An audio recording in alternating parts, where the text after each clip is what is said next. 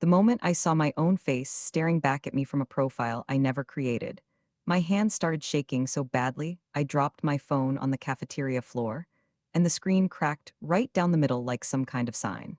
Let me back up. My name is Jade, I'm 17, and I go to a mid-sized high school in North Carolina where everybody knows everybody's business, but nobody ever actually knows the full story. I'm not popular in the classic sense. I don't cheer, I don't play volleyball. I don't sit at that one table near the vending machines where the kids who peaked at 14 hang out. But I have my people. I've got my best friend Marin, who I've known since 4th grade. I've got my lab partner Dev, who's the funniest person alive and doesn't even try. And I had emphasis on had this girl named Sailor, who transferred to our school sophomore year and kind of just slid into our group like she'd always been there. Sailor was the type of person who mirrored you. Like she'd pick up your phrases, start liking the same music, laugh at the same moments. At first that felt flattering, like, oh, we're so similar, we just click. She was sweet. She remembered everyone's birthdays. She'd text you first thing in the morning with those little thinking of you messages. Teachers loved her. Parents loved her. She had this way of making you feel like you were the only person in the room. And for a while, I genuinely thought she was one of the best friends I'd ever have. I told her things I hadn't told Marin. I know, I know that sounds insane now, but when someone makes you feel that seen, you just open up. It's like a reflex. Here's what you need to understand about Sailor to get why all of this happened. She had this pattern, and I didn't see it until way too late, where she'd get really close to one person, almost obsessively close, and then something would shift. It happened with a girl named Priya before me. Sailor and Priya were inseparable for like 3 months. Then one day, Priya was just gone from the group. When I asked what happened, Sailor said Priya had been talking behind her back and she had to protect her peace. I didn't question it. Why would I? Priya and I weren't close. Then it happened with this guy named Marcus, who Sailor was supposedly best friends with, same thing. Tight for a few months, then suddenly Marcus was the villain and Sailor was the victim. Every time there was a story. Every time the story made Sailor look like the innocent one who just kept getting hurt by terrible people. And every time, I nodded along and said, you deserve better because that's what good friends do, right? I never once stopped to wonder if maybe the common factor in all of these blown-up friendships was Sailor herself. That's on me. I'll own that completely. I was so busy being grateful that she chose me, that I was the current favorite, that I ignored every single sign that this thing had an expiration date. So about 2 months ago, I started dating this guy named Owen. He's a senior, he's on the soccer team, and he's genuinely one of the most considerate people I've ever met. Like, he remembers when I mentioned something small. I said once that I liked the smell of rosemary, and this boy showed up with a rosemary plant in a little pot. That's the kind of person Owen is. Sailor was weird about it from day one, not in a way I could point to at first. She'd just make these little comments. Oh, he texted back fast, that's unlike him. How would she even know what his texting speed was like? Or she'd say, just be careful, I've heard things. And when I'd ask what things, she'd go, I don't want to start drama, forget I said anything. Classic. One night, Marin sent me a screenshot. Someone had sent her a DM from an account with my name, my actual full name, Jade Elise Morrison, and my profile picture, the one from homecoming where I'm wearing that green dress. The account had been messaging people, not just Marin, multiple people. The messages were disgusting. They were flirty messages sent to 3 different guys, including one who had a girlfriend. They were mean messages about girls in our grade, using details that only someone close to me would know. And there was one message sent directly to Owen that said, and I quote, I've been thinking about your friend Caleb, don't be mad. I didn't send any of it. I had never even seen this account before Marin showed me, but the damage was immediate. Owen's friend Caleb's girlfriend was already posting vague stories about fake people. 2 girls I barely talked to had already blocked my real account. And Owen had seen the message about Caleb and hadn't texted me in 14 hours, which if you knew Owen, you'd know was basically a screaming alarm. I went into full panic mode.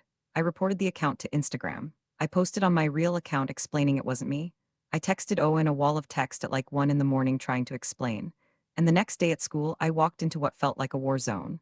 People were looking at me differently. Not everyone, some people clearly didn't care or hadn't seen anything, but enough people, enough whispers. In second period, this girl Hannah came up to me and said, if you have a problem with me, say it to my face.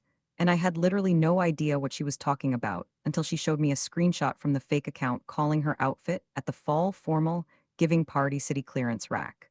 That is something I would never say, but it sounded enough like me that people bought it. Marin believed me right away. Dev believed me. But Sailor was doing this thing where she was being supportive to my face, but then I'd hear from other people that she was saying things like, I mean, it does sound like something Jade would say in private. That one gutted me, because Sailor knew how I talked in private. She knew because I had trusted her with the unfiltered version of myself, the version that's a little meaner and a little pettier than the person I am out loud. Because everyone has that version, and if you say you don't, you're lying. And now someone was using that version against me. Owen finally called me that night, and I could hear it in his voice. He believed me, but he was tired. He said, I just don't want to be in the middle of whatever this is. And I said something I really regret. I said, if you actually cared about me, you wouldn't even have to think about whether those messages were real. That was wrong. That was me being scared and turning it into an accusation. He went quiet for a long time and then said, I'll talk to you tomorrow, and hung up. I cried for 2 hours. I almost called Sailor to vent about it, which is insane when you think about what happened next. It was Dev who figured it out. Dev, who doesn't even use social media that much, who calls Instagram the devil's yearbook. He was at the public library working on a project, and he happened to glance over at the computer next to him. Sailor was sitting there, logged into the fake account. Just sitting there in the library, casual as anything, scrolling through the DMs she had sent as me. Dev didn't say a word. He took a photo of her screen with his phone, sent it to me, and texted, I'm sorry. When I opened that photo and zoomed in and saw my stolen homecoming picture in the corner of the profile and Sailor's hands on the keyboard, something inside me just went cold. Not angry, cold. Because the messages the fake account had sent, the mean ones, the flirty ones, the ones designed to blow up my relationship and my friendships, they used things I had told Sailor in confidence. Inside jokes, private opinions, the Party City comment about Hannah's outfit. I had said something like that to Sailor once, just the two of us being stupid and catty the way you are sometimes when you're not your best self. She had saved it all. Every vulnerable, unpolished, ugly human moment I'd shared with her, she had filed away and weaponized into a version of me that was just believable enough to destroy everything. So here's where I am right now. I confronted Sailor over text. I couldn't do it in person because honestly I didn't trust myself not to scream, and she denied it for about 40 minutes before I sent Dev's photo. Then she said, you were pulling away from me and I didn't know what else to do. That was it. That was her explanation. I showed Owen everything. He apologized, I apologized, and we're okay. But there's this bruise on the relationship now that I don't think fully goes away. I reported everything to the school, and Sailor got a 3-day suspension, which feels like nothing. Marin wants me to let it go. Dev thinks I should push for more consequences. And there's this tiny, awful part of me that feels guilty, because if I hadn't said those things to Sailor in private, she wouldn't have had ammunition. I know that's messed up. I know I'm basically blaming myself for trusting someone, but I can't shake it. So tell me honestly, do you think I owe any responsibility for this because of the things I said in confidence, or is trusting the wrong person just a mistake and not a crime? And should I push the school harder? Or is it time to walk away? Because I genuinely don't know.